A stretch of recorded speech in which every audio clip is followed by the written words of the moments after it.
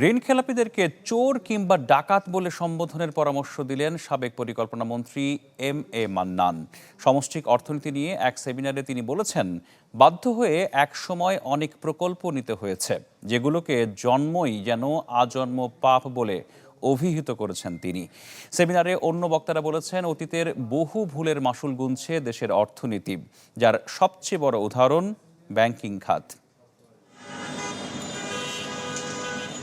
মূল্যস্ফীতির বাড়তি চাপ, রাজস্ব ঘাটতি, ডলার সংকট ও বৈদেশিক বাণিজ্যের ঘাটতিতে গেল কয়েক বছর ধরেই একরকম ভারসাম্যহীন সামষ্টিক অর্থনীতি।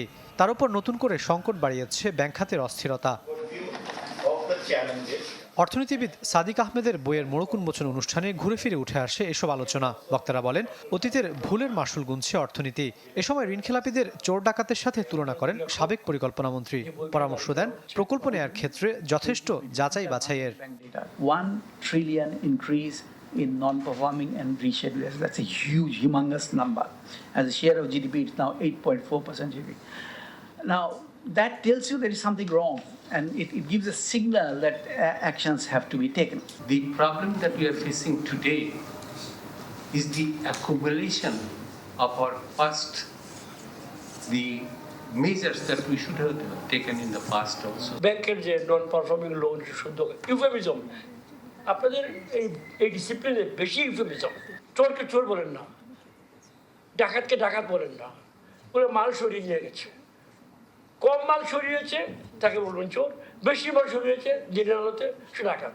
আলোচনায় বিদেশি ঋণ পরিস্থিতি, দেশি বিদেশি বিনিয়োগ সহ নানা সূচকের দুরবস্থার কথা তুলে ধরেন বক্তারা। পরামর্শ দেন রাজস্ব আদায় বাড়াতে আমূল সংস্কারের। এ সময় সুদহারকে বাজারের উপরে ছেড়ে দেওয়ার পক্ষে মত দেন প্রধানমন্ত্রীর অর্থ উপদেষ্টা।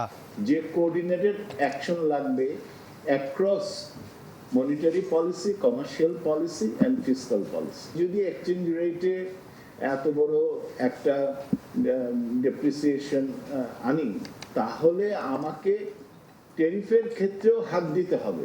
বাজারে যে এক্সচেঞ্জ রেটটা ব্যবহার করা হবে এর সাথে মিল থাকতে হবে। সংস্কারের দরকার, নীতি নিয়ম মানা দরকার।